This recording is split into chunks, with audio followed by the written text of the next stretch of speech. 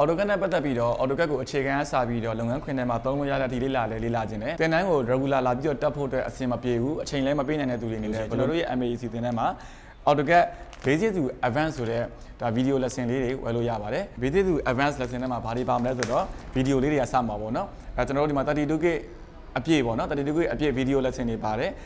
ကျွန်တော်တို့ရဲ့ state တွေမှာတော့ basic ကနေပြီးတော့ advanced ဒီတောက်လျှောက်ပေါ့နော် basic လည်းပါမယ်ပြီးတော့ project တွေဆွဲလိုက်တဲ့ advanced drawing လည်းပါမယ် AutoCAD အခြေခံအစပြီးလေ့လာခြင်းတဲ့သူတွေအနေနဲ့ပို့ပြီးတော့အဆင်ပြေတယ်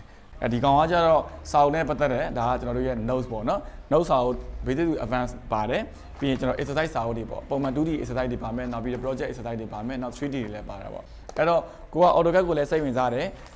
သင်တန်းကိုလာပြီးတက်ဖို့လည်းအဆင်မပြေဘူးပေါ့နော်အချိန်လည်းအများနဲ့မပေးနိုင်ဘူးကိုအားတဲ့အချိန်မှာလေ့လာခြင်းတဲ့သူတွေအနေနဲ့ကျွန်တော်တို့ဒီလိုမျိုး stick နဲ့စာအုပ်လေးတွေကိုမှာယူလို့ရပါတယ်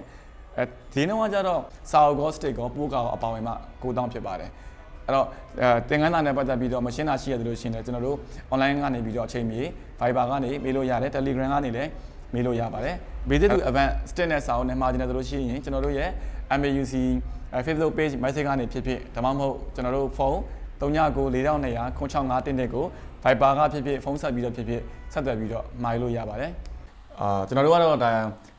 ကားကေးကနေပြီးတော့ပို့ပေးမှဖြစ်တဲ့အကြောင်းမလို့အနည်းဆုံးမှာပြီးလို့ရှိရင်တော့3ရက်လောက်တော့စောင့်ပြီးလို့ရပါတယ်ဘာတွေပါမလဲဆိုတော့အဲ့ဒီ state ထဲမှာအခြေခံအစားပြီးတော့ 2D isometric 3D နောက်ပြီးတော့ project နောက်ပြီးတော့ advanced ပေါ့နော်အဲ့ဒီခါလေးကိုကျွန်တော်တို့ဒီစာအုပ်တွေနဲ့တခါလေးတွဲရက်မှာလို့ရမှာဖြစ်ပါတယ်အဲ့တော့မှာလို့ကျင်တယ်ဆိုလို့ရှိရင်တော့အောက်မှာပြလာတဲ့ဆက်သွယ်တဲ့ဖုန်းနံပါတ်ကိုတစ်ဆင့်မှာယူလို့ရပါတယ်အားလုံးကျေးဇူးတင်ပါတယ်